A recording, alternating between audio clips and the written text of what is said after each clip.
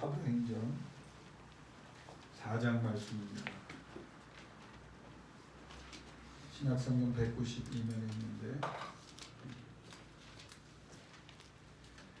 사도행전 4장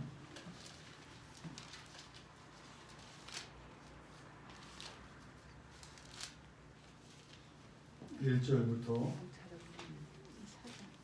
22절까지 말씀입니다. 사도행전 4장 1절부터 22절까지 우리 천천히 하나님의 말씀을 우리에게 담기를 원합니다. 사도들이 백성에게 말할 때 제사장들과 성전 맡은 자와 사도들이 이르러 예수 안에 죽은 자의 부활이 있다고 백성을 가르치고 전함을 싫어하여 그들을 잡음에 날이 이미 저물었으므로 이튿날까지 가두었으나 말씀을 들은 사람 중에 믿는 자가 많으니 남자의 수가 약 5천이나 되었더라. 이튿날 관리들과 장로들과 서기관들이 예루살렘에 모였는데 대제사장 안나스와 가야바와 요한과 알렉산더와 및 대제사장의 문중이 다 참여하여 사도들을 가운데 세우고 묻되 너희가 무슨 권세와 누구의 이름으로 이 일을 행하였느냐. 이에 베드로가 성령이 충만하여 이르되 백성의 관리들과 장로들아 만일 병자에게 행한 착한 일에 대하여 이 사람이 어떻게 구원을 받았느냐고 오늘 우리에게 질문한다면 너희와 모든 이스라엘 백성들을 알라. 너희가 십자가에 못 박고 하나님이 죽은 자 가운데서 살리신 나사렛 예수 그리스도의 이름으로 이 사람이 건강하게 되어 너희 앞에 섰느니라. 이 예수는 너희 건축자들의 버린 돌로서 진 모퉁이의 머릿돌이 되었느니라. 다른 이로서는 구원을 받을 수 없나니 천하 사람 중에 구원을 받을 만한 다른 이름을 우리에게 주신 일이 없음이라 하였더라. 그들이 베드로와 요한이 담대하게 말함을 보고 그들을 본래 학문 없는 범인으로 알았다가 이상히 여기며 또 전에 예수와 함께 있던 줄도 알고 또 병나은 사람이 그들과 함께 서 있는 것을 보고 비난할 말이 없는지라. 명하여 공회에서 나가라 하고 서로 의논하여 이르되 이 사람들을 어떻게 할까. 그들로 말미암아 유명한 표적 나타난 것이 예루살렘에 사는 모든 사람에게 알려졌으니 우리도 부인할 수 없는지라. 이것이 인간에 더 퍼지지 못하게 그들을 기억하여 이후에는 이 이름으로 아무에게도 말하지 말게 하자 하고 그들을 불러 경고하여 도무지 예수의 이름으로 말하지도 말고 가르치지도 말라 하니 베드로와 요한이 대답하여 이르되 하나님 앞에서 너희의 말을 듣는 것이 하나님의 말씀을 듣는 것보다 옳은가 판단하라. 우리가 보고 들은 것을 말하지 아니할 수 없다 하니 관리들이 백성들 때문에 그들을 어떻게 처벌할지 방법을 찾지 못하고 다시 위협하여 놓아주었으니 이는 모든 사람이 그 된 일을 보고 하나님께 영광을 돌리리라. 이 표적으로 병나은 사람은 40여 세가 되었더라. 아멘.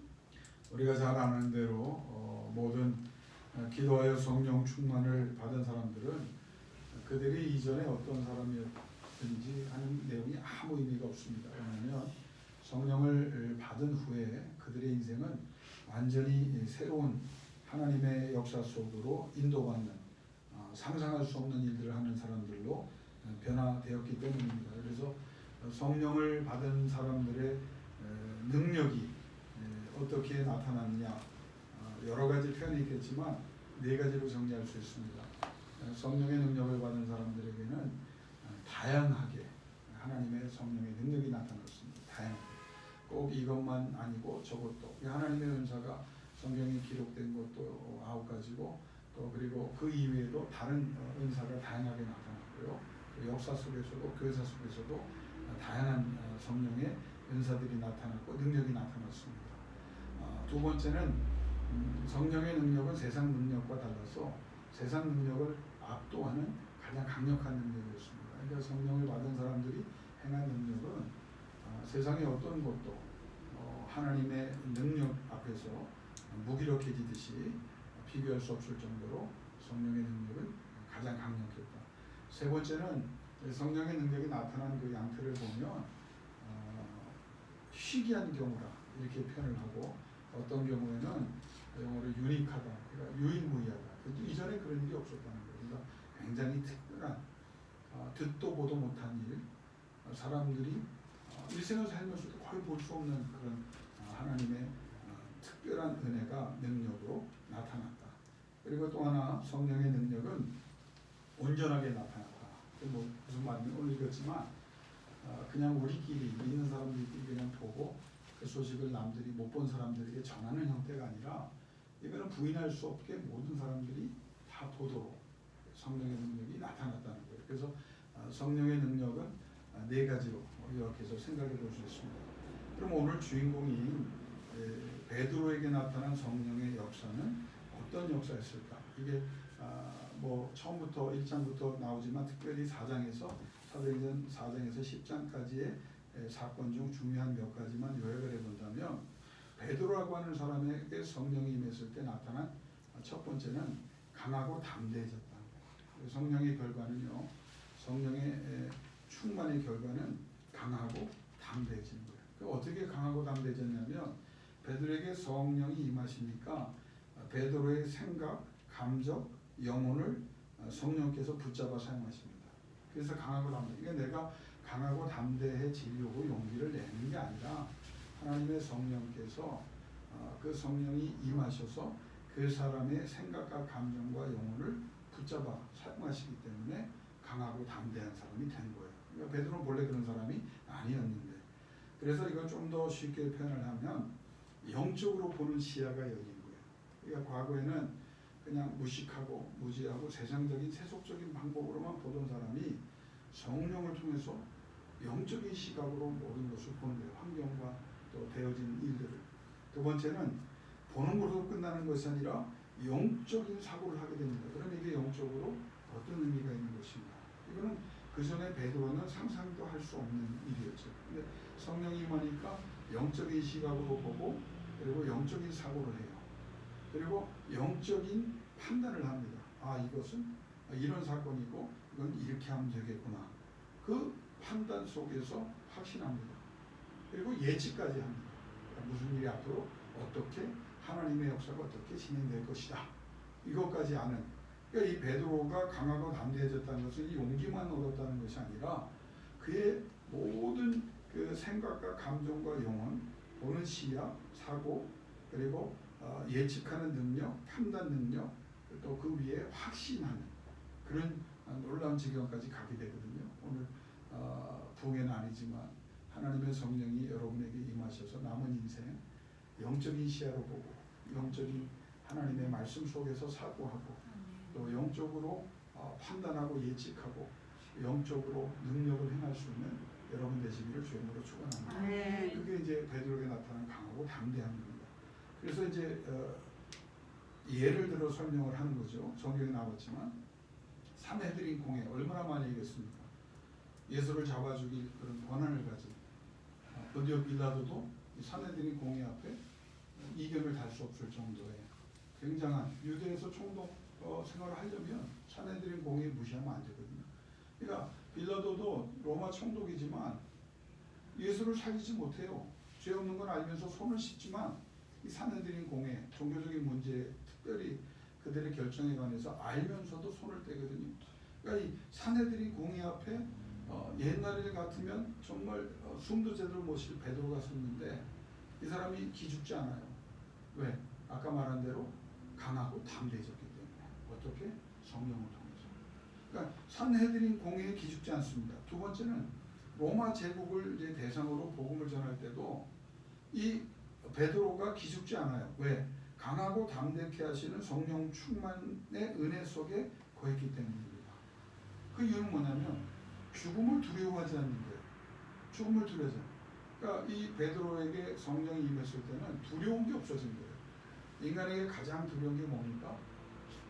죽음입니다. 목회하면서요. 뭐 세상에 뭐 똑똑하고 세상에 부를 갖고 세상에 뭐 명예를 갖고 뭐 세상에서 뭐 대단한 사람인 것 같아도 임종 딱 마지막 순간 되면 이렇게 마지막 숨 넘어가는 걸 목사가 기도하고 찬송하면서 보거든요. 참 연약한 겁니다. 숨을 놓지 않으려고 그냥 마지막 숨 딱 2번, 의사들도 말하지만 제가 경험한 것도 그래요. 2번이에요. 숨을 꼴떡 끝나는 겁니다.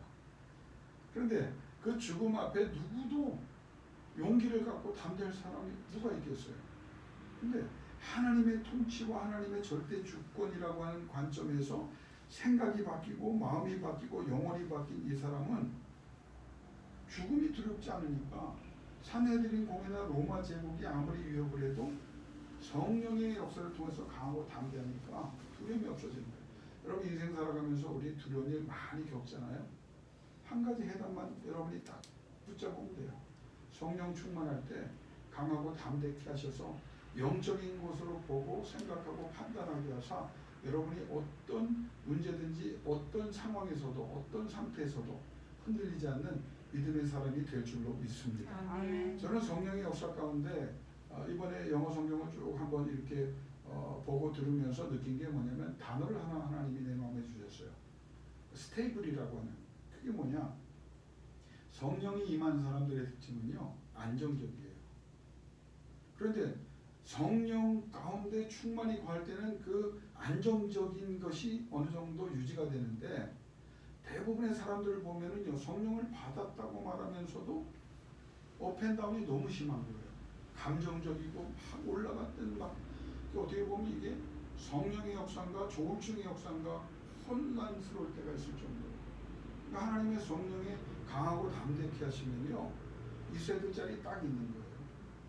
해야 될 반응은 딱 보이는 거예요. 어떻게 대응할지에 대해서 고민하지 않아요. 자기가 가진 영적인 하나님이 주신 자기에게만 주신 그 영적인 은사를 딱 꺼내드는 거예요. 흔들리지 않아요. 여러분 흔들리지 마세요. 감정에도 속지 마세요. 환경에 이리 반응하고 저런하고 이런 일 저런 일이 일어나서 복잡해지지 마세요. 많은 생각이 있어도 하나님의 뜻이 하나님의 결정이 여러분을 주장하게 하시고 그때 하나님께서 강하고 담대케 하사 하나님의 이름을 높이는 그 귀한 역사를 여러분 통해 이루어 주실 줄로 믿습니다. 그게 이제 베드로에게 임했어요. 두 번째는 뭐가 임했냐면 은사를 통한 능력입니다. 죽었는데 하나님 영광 위에 살아야 할 사람들을 다 살려내요. 죽었는데 병들었는데 하나님의 영광 위에 치료받아야 될 사람들이 무슨 병이 얼마나 깊든지 상관없이 다 치유돼요. 악한 영의 역사를 제압하고 내어쫓습니다. 왜 그러냐면 그에게 임한 성령은 예수 그리스도 안에 영적 승리의 세계가 선물로 주어졌다는 것을 이미 확신하기 때문이에요. 그러니까 예수 안에서 다 이겼어요. 여러분 우리가 모든 것을 보면서 두려워 떠는 이유는 뭐냐면 이게 흔들리기 때문이에요. 우리는 예수 안에 구하면 예수 그리스도가 자신에 대해서 뭐라고 말했습니까? 하늘의 권세와 땅의 권세를 아버지 하나님께서 내게 주셨다. 그러니까 우리 주 예수 그리스도 안에 우리가 있다고 하는 이 믿음은 하늘의 권세와 땅의 권세를 가진 예수 안에 있는 거예요. 그분이 뭐라고 말했습니까? 내가 세상 끝날까지 결단코 떠나지 않겠다. 끝까지 내가 할 수 있는 모든 것을 전능하신 분이 할 수 있는 걸 다 하겠다는 건 뭡니까? 그게 우리를 향한 간절한 그 사랑이거든요. 알아. 내가 할 수 있는 것을 다 해주겠다는 거예요. 그리고 항상 너희와 함께 하겠다. 여러분 이것으로 우리 신앙은 이미 완성된 겁니다. 예수 안에서 예수님이 어떤 분이에요? 하늘의 권세와 땅의 권세를 아버지께로부터 받은 분이고 그분이 이 순간 이 자리에 여러분과 여러분이 어디에 가든지 함께 하신다는 말이에요. 그러니까 다른 것 구하지 말고 다른 것 때문에 두려워하지 마세요. 하늘의 권세와 땅의 권세를 가진 주 안에 내가 거하기를 원합니다. 그리고 그 주님이 잠시도 떠나지 않고 항상 끝까지 나와 함께 하신다고 하는 그 약속을 내가 믿고 약속을 믿는 나에게 주님은 그 약속대로 나와 함께 계심을 믿습니다. 그걸 누가? 베드로가 그걸 고백하는 거예요. 아 그렇구나. 그러니까 그를 통해서 은사가 나타나거든요. 그 심지어 어떤 은사까지 나타납니까? 베드로가 그냥 바빠서 지나가는데 베드로의 그림자만 덮쳐도 나올 줄로 믿는 사람들이 나왔어요. 그런데 실제로 그 인자가 덮쳤더니 어떻게 됐다고요? 그 눈이 나왔다는 거예요. 병을 치유받았다는 거예요. 그런데 놀라운 사실은 베드로가 그걸 인지했습니까? 몰랐어요. 그냥 베드로는 자기 할 일을 위해서 자기 가던 길을 가는 그 일을 할 뿐이었어요. 그런데 인지하지도 못한 사람을 통해서 하나님의 성령이 역사했어요. 왜? 그가 누구 안에 거했기 때문에? 하늘의 권세와 땅의 권세를 모든 악한 영들을 내어 쫓고 승리하신 그 예수가 그 안에 거하셨기 때문에 그가 인지하지 못해도 하나님의 역사가 나왔어요. 여러분 성령 충만은요, 한번 따라합시다. 성령 충만은 끝없는 세계다. 끝없는 세계. 여러분 성령 충만이라고 하는 게 이렇게 딱 정해져 있는 게 규격이 정해져 있고 어느 정도 정해져 있는 게 아니에요. 성령 충만의 세계는 신학적으로 끝없는 세계입니다. 그러니까 성령 충만이라고 하는 건 시작은 있는데 뭐가 없어요? 끝이 없는 세계로 나가는 거예요. 그러니까 성령을 계속 받아요. 그 충만이란 건 뭐냐? 받으면 받을수록 하나님께서 우리를 마음껏 사용하실 수 있는 거거든요. 그러니까 베드로를 통해서 바로 그거는 은사를 통해서 예수가 그 안에 있기 때문에 예수 그리스도 안에 거하는 그를 통해서 예수가 해방과 자유케 됨과 또 하나님이 원하시는 영광의 놀라운 역사를 이루셨습니다. 그런데 가장 중요하고 놀라운 건 뭐냐면 이 베드로에게 성령이 임하자 지혜와 지식의 영이 나타납니다. 지혜와 지식의 영은 그가 논리적인 사람이 아니잖아요. 감정적인 사람이잖아요. 근데 성령이 임하니까 전혀 그런 교육을 받은 적도 없고 그래 본 적이 없어요. 그런데 그가 논리적인 사람이 돼서 학자들의 그 유식함을 부끄럽게 만듭니다. 저들이 아무 말도 못하게 만들어요. 그러니까 성령의 역사가 얼마나 대단합니까? 논리적일 수 없는 사람, 그런 교육도 받은 적이 없는 사람을 논리적인 사람으로 사용하세요. 그 사람이 뭐 소리를 높이지 않습니다. 차분합니다. 그런데 그 진리가 너무 강력하니까 반대 이론이나 반대자들 그에게 어떤 그 올무를 쉬려고 하는 사람들이 무기력해지는 거예요. 이게 성령의 역사입니다. 그러니까 논리적인 사람이 되고 차분하지만 그 영적 권세 때문에 반대자들이 조용해질 수밖에 없어요. 그리고 또 하나 놀라운 사실은 그의 설교를 보면 창세기부터 꿰뚫어 예수 그리스도까지 이르게 합니다. 그리고 예수로 마지막 세계까지를 얘기합니다. 이 사람이 이렇게 성경적인 사람이 아니에요. 근데 성령이 임하니까 여러분 베드로만이 아니고 우리도 그래야 되는 거예요. 창세기부터 계시록까지 하나님의 말씀이 꿰지는 수준까지, 꿰뚫어지는 수준까지 우리는 가야 되는 거예요. 성령이 임하니까 성경적인 사람이 되잖아요. 반응이 놀랍지 않습니까? 들으면 회개하고, 들으면 하나님 앞에 개종하고, 들으면 변화된 삶으로 나가잖아요. 이 사람의 설교를 그가 전하는 복음을 보면 설득하려고 하지 않습니다. 물어보는 데 대해서 이렇다고 변명하는 수준이 아닙니다. 선포해요. 주 예수를 믿으라. 그리하면 너와 내 집이 구원을 얻으리라. 그러니까 그 복음을 전하는 예수 그리스도를 전하는 그 설교 앞에 비난할 말이 없어요. 그 영어 성경을 보면 낯생이라는 편이 있어요. 그 똑똑한 사람들이 아무것도 할 말이 없고 아무 생각도 안 났다는 거예요. 이게 복음의 능력입니다. 자, 그러면 여러분이 이걸 기억하면서 제가 세 가지를 이제 더 여러분에게 요약해서 같이 은혜를 나누기를 원하는데, 그러면 이 성령께서 그를 통해 이런 놀라운 일을 하셨지만 베드로를 통해서, 그러면 조금 더 우리가 발견할 수 있는 것, 우리가 적용할 수 있는 것은 뭐냐면, 첫째는 따라합시다. 진리에 대한 확신. 진리에 대한 확신. 이게 베드로에게 확실해요. 진리에 대한. 오순절 성령의 강림 사건 후에 제자들에게 두드러진 점은 뭐냐면, 그들이 성령의 역사로 진리에 대한 투철한 흔들리지 않는 확신을 지니게 됐다고 합니다. 진리에 대해서 확신을 가져요. 그럼 그 진리가 뭡니까?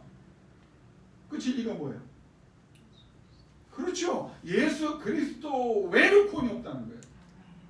누구든지 예수를 붙잡으면 그 예수로 용서를 받고, 그 예수로 치료되고, 그 예수로 회복되고, 그 예수로 하나님의 자녀가 된다. 그 예수 그리스도를 내가 전한다. 그러니까 이 사람이 왜 그렇게 강력한 하나님의 도구가 될 수 있냐면, 진리가 무엇이냐? 예수 믿는 사람들이 왜 힘들어합니까? 진리가 무엇이냐? 다른 거 붙잡지 마세요. 예수를 붙잡으세요. 예수 안에 거하여 성령이 역사했듯이 베드로에게 다른 사도들에게 중요한 놀라운 역사가 일어났던 그 이유 중에 하나는 진리 대신 예수 그리스도에 대한 확신입니다. 그전에는 그렇지 않았거든요. 성령이 임하고 예수 그리스도 이분만 붙잡으면 되는구나.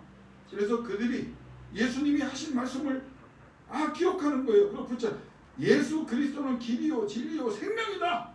예수 그리스도는 십자가를 통해서 죽음의 권세, 부활을 통해서 죽음의 권세 다 깨셨다. 메시아다. 그분을 붙잡는 우리는 하나님의 자녀가 되고 하나님의 구원에 들어간다. 우리의 삶의 현실에서도 우리는 그분으로 인하여 승리의 노래를 부르게 될 것이다. 베드로가 설교를 어렵게 하지 않습니다. 뭘 전하느냐? 예수를 전해요. 제가 누구를 어떤 평가할 자리에 있지 않지만 옛날에 여러분 미국의 빌리그레엄 목사님 있죠? 여러분 전성기 때 이제 설교 테이프 아직도 있습니다. 유튜브에도 나오는데 이제 자막도 나오고요. 그분이 왜 그렇게 큰 쓰임을 받았냐면 전성기 때의 계배야. 예수만 설교해. 예수만. 예수 외에는 딴 얘기를 안 해요. 얼마 전에 소송하신 조규 목사님 전성기 때 그분의 설교를 성경 얘기와 예수님만 얘기해요. 그게 능력이에요. 우리가 다른 거 다 몰라도 괜찮아요. 잊어버려도 괜찮아요. 그러나 예수 그리스도가 나의 구주고 예수 그리스도가 나의 생명이고 예수 그리스도는 나를 사랑하시고 예수 그리스도는 끝까지 나를 포기하지 않으시며 그 예수가 하늘의 권세와 땅의 권세를 가지신 분으로 나와 끝까지 동행하고 이 자리 이 순간도 동행하실 것이고 앞으로도 동행할 것이다. 여러분 이 믿음을 가지고 일어서실 수 있기를 주의 이름으로 축원합니다. 이걸 한 거예요. 그들이 다른 건 아니에요. 예수가 길이요 진리요 생명이다. 내 메시아다. 그분 외에는 아무 희망과 소망도 필요 없다. 예수 외에는 더 중요한 것이 없다. 그러니까 두 번째 그들의 삶에 나타난 위협이 안 통하는 거. 위협이 예수 그리스도 안에 거하면서 예수 그리스도로 충만하니까 그들에게 공포와 두려움은 더 이상 위협이 될 수 없습니다. 고린도후서 4장 8절 바울이 이렇게 말합니다. 우리가 사방으로 우겨쌈을 당하여도 쌓이지 아니하며 답답한 일을 당하여도 낙심하지 아니하고 핍박을 받아도 버림받지 아니하며 거꾸로뜨림을 당하여도 망하지 않는다. 고린도 4장 8절 붙잡으세요. 이 말씀을 보면 당하여도 받아도까지 해서 4번 나와요. 4번에 당하는 것에 대해서 뭐라고 말할까? NO! 아니다. 우겨싸도 쌓이지 않는다. 답답한 일을 아무리 줘봐라 낙심하지 않는다. 핍박을 줘봐라 버림받지 않는다. 거꾸리팀을 당하여도 망하지 않는다. 이게 예수 안에 있는 사람이에요. 따라합시다. 그럴지라도 그럼에도 불구하고 그리해도 나는 망하지 않습니다. 이게 믿음입니다. 이게 믿음입니다. 우리가 때로 낙심하고 좌절하고 힘들어서 고통 가운데 있을 수 있어요. 그러나 우리는 이 말씀을 붙잡아 사도들과 우리 차이가 뭐냐? 예수 그리스도를 붙잡았구나. 사도 바울이 우리에게 주는 교훈이 뭐냐? 당하지 말아라, 당하지 말아라, 당하지 말아라, 당하지 말아라, 당하지 말아라. 4번. 왜? 당할 수가 없는 게 너희다. 왜? 너희는 예수 안에 있기 때문에. 그럼 3번째 그들이 이렇게 위대한 쓰임을 받고 하나님의 영광을 드릴 수 있는 것은 19절 따라합시다. 제가 이걸 하나님 앞에서 너희 말 듣는 것이 하나님 말씀 듣는 것보다 옳은가 판단하라. 오늘 소리 나는 하나님의 말씀, 나는 하나님의 자녀, 하나님이 나를 사랑하신다. 하나님이 나와 동행하신다. 하나님이 내 기도를 들어주신다. 안 들어주는 게 아니다. 내가 지금 당하는 것 같지만 당하지 않는다. 넘어지는 것 같지만 하나님이 일으켜주신다. 내가 억울한 일을 당하지만 억울하여 내가 울며 죽지 않는다. 왜? 그 억울함을 하나님이 풀어주시기 때문에. 너희가 나를 꾸러앉히려고 해도 나는 일어난다. 내 힘으로 일어나는 것이 아니라 하나님이 예수 그리스도 안에 있는 나에게 그 능력을 베풀어 주시리라. 너희가 뭐라고 해도 나는 하나님 믿는다. 세상이 뭐라고 해도 나는 하나님 믿는다. 그럴지라도 나는 하나님 믿는다. 그리하여도 나는 예수 그리스도 안에서 다시 일어날 것이다. 오늘 이 밤에 하나님의 음성을 들으세요. 사랑하는 아들아 딸들아, 일어나라. 내가 너희를 일으켜준다. 너희는 낙심할 자가 아니고 우겨쌈을 당할 자도 아니고 포기할 사람도 아니고 버림받을 사람도 아니고 거꾸로 때릴 사람, 망할 사람이 아니다. 왜? 너희가 내 아들 예수 안에 있기 때문에 나는 너희를 통해 영광을 거두친다.